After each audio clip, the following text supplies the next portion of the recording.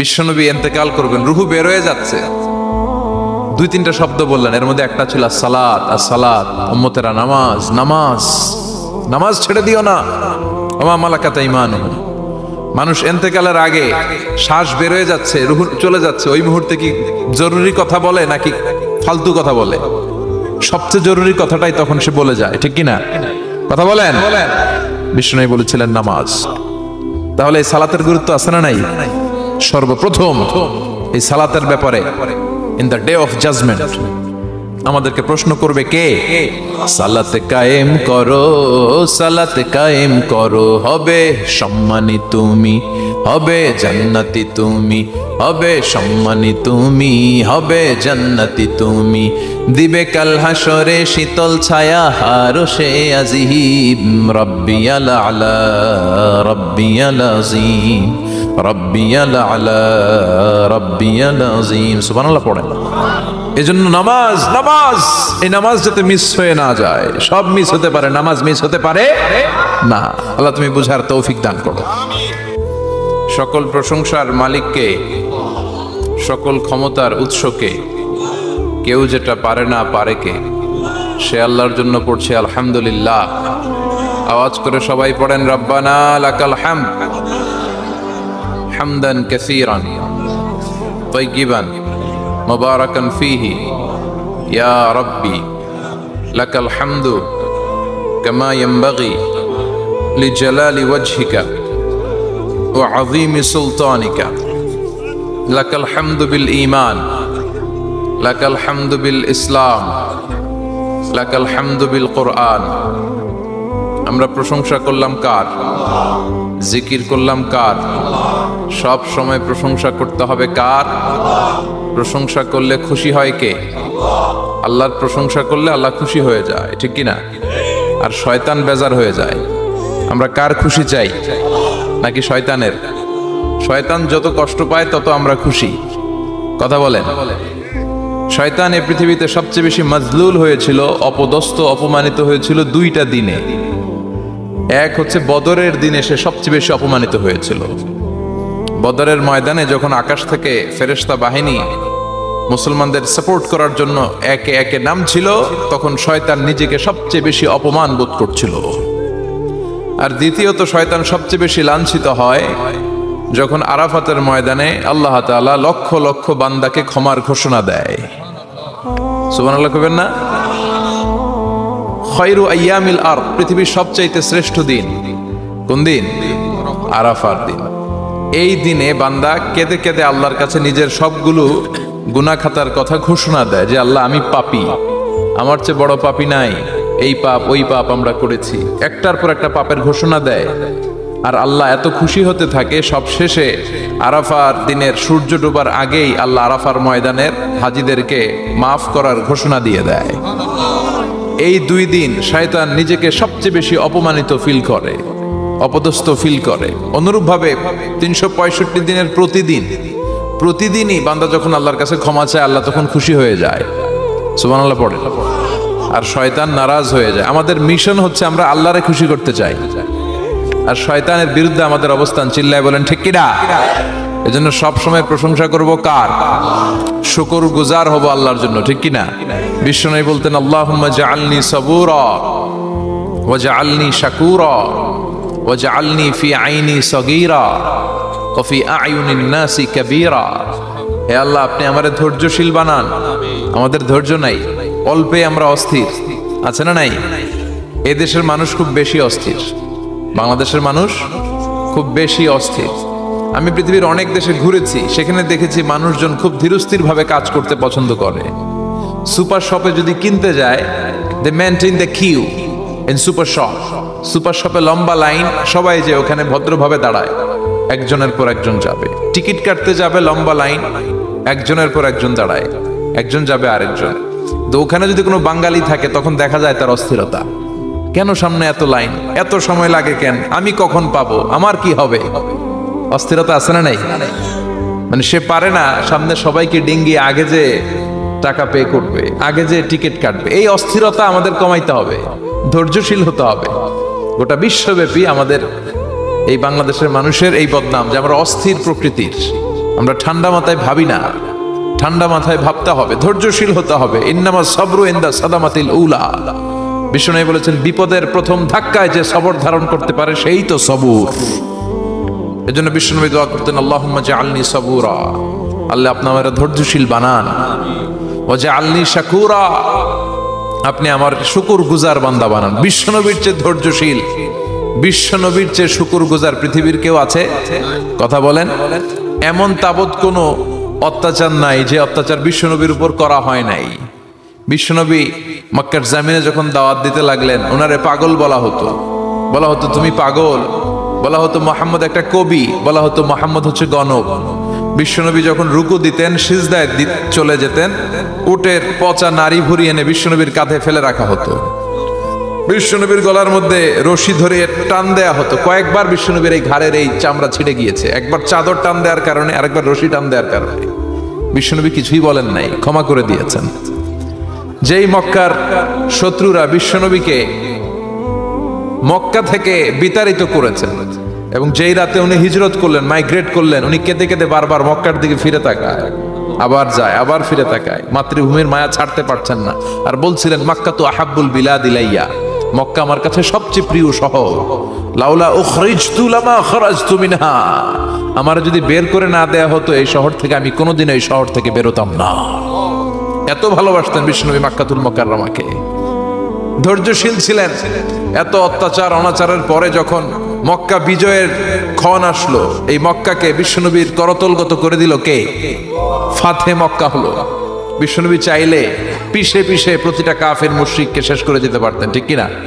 কিন্তু বিশ্বনবী বললেন, লা তাসরিবা আলাইকুমুল ইয়াউম ইযহাবু আনতুমুত তুলাকা, কোনো রিভেঞ্জ চলবে না আজকে, কোনো প্রতিশোধ নাই। একেবারে বড় যুদ্ধাপরাধী যারা, মারাত্মক যারা অফেন্স করেছে, তাদেরকে শাস্তির আওতায় আনা হবে, বাকি সবাইকে আমি ক্ষমা করে দিলাম। In the long history of the world, there is no instance of magnanimity and forgiveness which was showed by our beloved Prophet Muhammad when all of his enemies laid under his feet and he forgave them one and all. পৃথিবীর গোটা পৃথিবীর ইতিহাসে এরকম নজির কোথাও পাওয়া যায় না, যাকে এত অত্যাচার করে বিতাড়িত করা হয়েছে, নির্বাসন দেয়া হয়েছে, হিজরতে বাধ্য করা হয়েছে। তিনি যখন ওই শহরকে আবার বিজয় করলেন, কাউকে আঘাত করলেন না, আগুন জ্বালিয়ে শহরটাকে জ্বালিয়ে দিলেন না, ওদের বংশকে নির্বংশ করলেন না, বরং মুচকি হেসে উনি বললেন, যাও ক্ষমা করে দিলাম। কি ধৈর্যশীল ছিলেন। আবার দোয়াও করতেন, আল্লাহুম্মা জাআলনি সাবুরা, আল্লাহ আপনি আমার ধৈর্য বাড়ায় দেন, ওয়া জাআলনি শাকুরা, আপনি আমার শুকরগুজার বানান, ওয়া জাআলনি ফি আইনি সাগীরা, আল্লাহ আমার চোখে আপনি আমারে ছোট বানান, ওয়া ফি আয়ুনিন নাসি কাবীরা, আল্লাহ মানুষের চোখে আপনি আমারে বড় বানান। কি মানুষ ছিল, নিজের চোখে নিজে ছোট থাকতে চাইতেন। আমরা নিজের চোখে নিজের বড় মনে করি, এরকম ডাকাইত আছে না নাই? নিজেরাই নিজে মনে করে কত বড় সাহেব, লাট সাহেব। মান তাওয়াদা তারাফা, এটা হচ্ছে সুন্নাতুল্লাহি ফিল আরদ। মান তাওয়াদা তারাফা, যে নিচে নেমে থাকতে চায় আল্লাহ ওরে টেনে উপরে উঠায়, আর যে খালি উঠতে চায়, হিংসা করে অহংকার করে উপরে ঠেলতে চায়, ওরে নিচে নামায় দেয় কে? সাইয়েদনা আদমকে আল্লাহ বললেন, আদম সাল্লিমা আলা উলাইকান নাফার লাম্মা খালাকাল্লাহু আদামা ওয়া কানা তুলহু 60 যিরাআন। নিচে নেমে গেলে যে উপরে ওঠে, আর উপরে উঠতে চাইলে যে নিচে নামে, উদাহরণ দেখেন। আদম আলাইহিস সালামকে তৈরির পর আল্লাহ বললেন, আদম সাল্লিমা আলা উলাইকান নাফার, এই ফেরেশতাদের সালাম দাও। কি দাও? সালাম দাও। কোনো প্রশ্ন নাই, আল্লাহ সালাম দিব কেন? ফেরেশতারা আমারে দিব না কেন? আমি আগে দিব কেন? কথা আছে কোনো? যেই সালাম দিলেন, সালাম দেওয়ার সাথে সাথে ওনার মর্যাদা বাড়িয়ে দিল কে? এত মর্যাদা বাড়ালেন যে নূরের ফেরেশতারা মাটির আদমকে সেজদা দিতে বাধ্য হয়েছে। চিৎকার করে বলেন ঠিক কিনা? তুমি মাটির আদমকে প্রথম সৃষ্টি করিয়া ঘোষণা করিয়া দিলে শ্রেষ্ঠ বলিয়া, তাই তো নূরের ফেরেশতা করে আদমকে সেজদা, সবার চেয়ে সম্মান দিলে মাটির আদমকে। আল্লাহু আল্লাহু পড়েন, আল্লাহু আল্লাহু তুমি জাল্লে জালালুহু, শেষ করা তো যায় না গে তোমার গুণগান। আল্লাহু আল্লাহু, সুবহানাল্লাহ পড়েন। কি সম্মান আল্লাহ বাড়াই দিলেন। আল্লাহ বললেন, আদম আজকে থেকে তুমি আশরাফুল মাখলুকাত, তুমি খলিফাতুল্লাহ ফিল আরদ, তুমি পৃথিবীতে আমার খলিফা, ভাইস জেরেন্ট অফ আল্লাহ, আল্লাহর খলিফা, আল্লাহর আহকামগুলো পালনের জন্য ভাইস জেরেন্ট। চুরি করলে হাত কেটে দাও, কার আইন? এই কাজ আদম তুমি দুনিয়াতে যেয়ে করবা।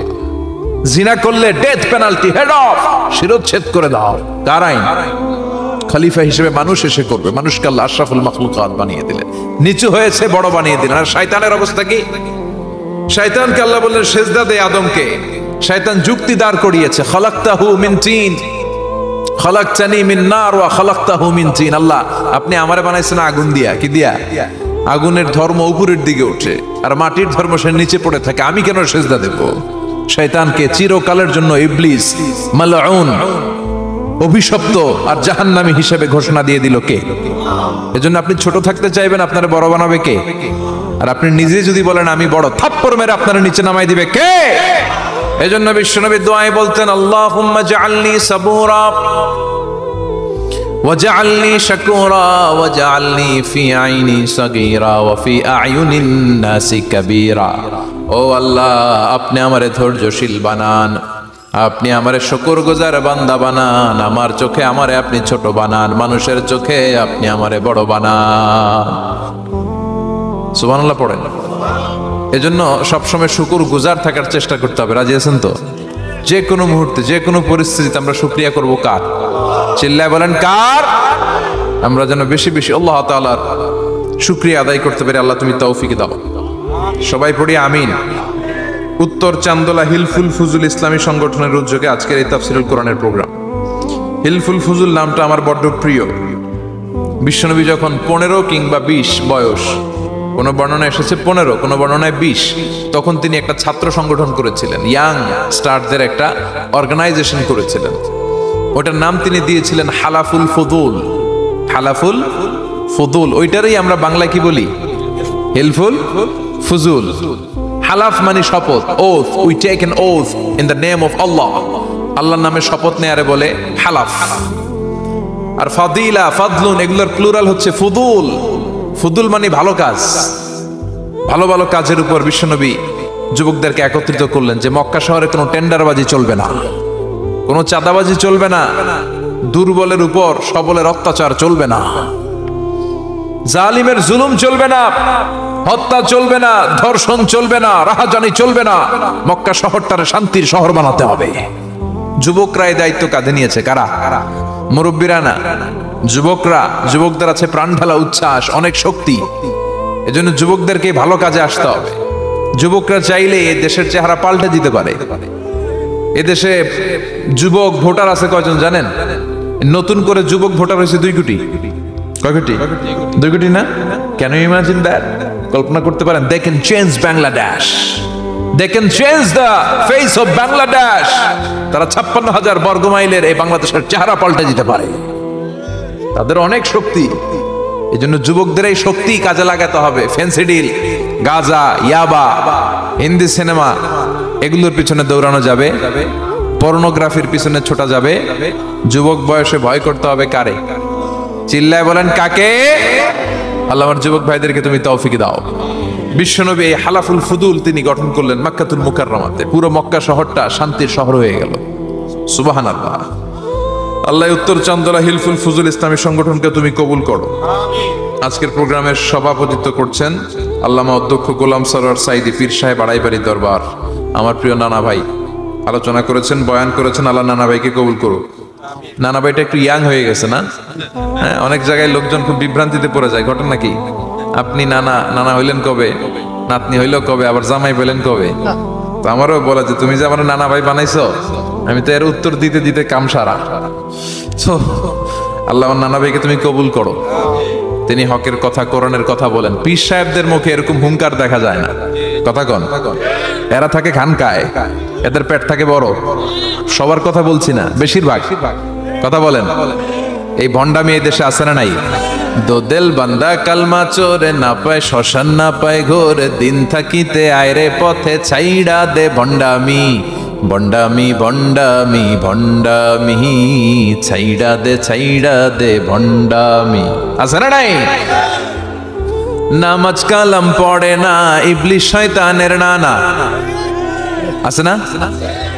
নামাজ নাই, রোজা নাই, নাচানাচি, নাচ গান, গোসল করে না, সারা বছরে করে একবার, ওই গোসলের পানি মুরিদরা খায় ফেলায়। আছে না নাই? নামাজ রোজা করে না, ইবলিশ শয়তানের নানা, ধর্মের একখান খুঁটি ধইরা কয়দিন করবা হয়রানি।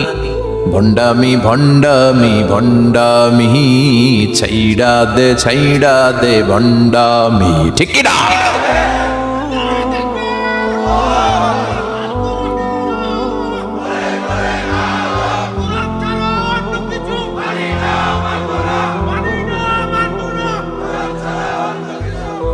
তো এই বন্ড পীর ও পীর, আমার নানা ভাইও পীর, কথা কন। পীরে পীরে পার্থক্য আছে না নাই? পীরে পীরে পার্থক্য আছে, এজন্য পীর চিন্তা হবে।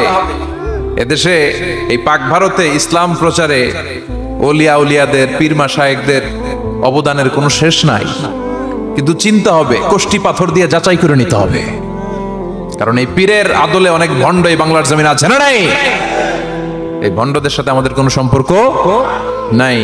ওনার দরবারে আলোচনা হয়, সাইয়্যিদ কামালউদ্দিন জাফরি সাহেব যায়, আমরা যাই, দেশ বরেণ্য ওলামায়ে কেরামরা যায়, যারা হকের কথা বলে, যারা কোরআন সুন্নাহর আলোকে বলে, কোনো ভণ্ডামি নাই। যাবেন, প্রতি বছর যাবেন। এরপর ওই যে কেরাত সম্মেলন হবে না এবার 17 ফেব্রুয়ারি, আমার প্রোগ্রাম যশোর।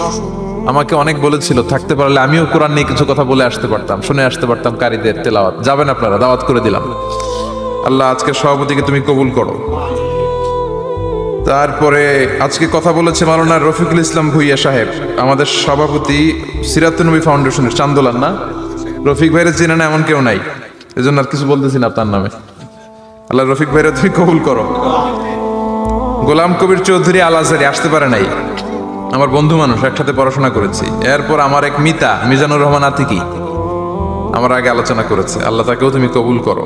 সালাত নিয়ে কথা বলতেছিলেন, সালাত আউয়ালু মা ইউহাসাবু বিহিল আবদু ইয়াউমাল কিয়ামাতি আস-সালাত। কিয়ামতের দিন সর্বপ্রথম হিসেব নেওয়া হবে নামাজের, সালাতের। সালাত চিনেন তো? কুরবানির গোশত খাওয়ার মাঝখানে যেটা খায় ওইটা, হ্যাঁ, এটারে বাংলায় আমরা নামাজ বলি। কি বলি? নামাজ। বিশ্বনবী ইন্তেকাল করবেন, রূহ বের হয়ে যাচ্ছে, 2-3টা শব্দ বললেন, এর মধ্যে একটা ছিল সালাত। আর সালাত, উম্মতেরা নামাজ, নামাজ, নামাজ ছেড়ে দিও না। ওমা মালাকাত আইমানুহুম। মানুষ ইন্তেকালের আগে শ্বাস বের হয়ে যাচ্ছে, রূহ চলে যাচ্ছে, ওই মুহূর্তে কি জরুরি কথা বলে নাকি ফালতু কথা বলে? সবচেয়ে জরুরি কথাটাই তখন সে বলে যায়, ঠিক কি না? কথা বলেন। বিষ্ণু বলেছিলেন নামাজ।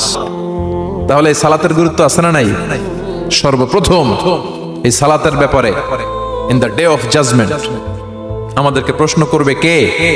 সালাত কায়েম করো, সালাত কায়েম করো, হবে সম্মানী তুমি, হবে জান্নাতি তুমি, হবে সম্মানী তুমি, হবে জান্নাতি তুমি। দিবে কাল হাসরে শীতল ছায়া আরশে আজিম।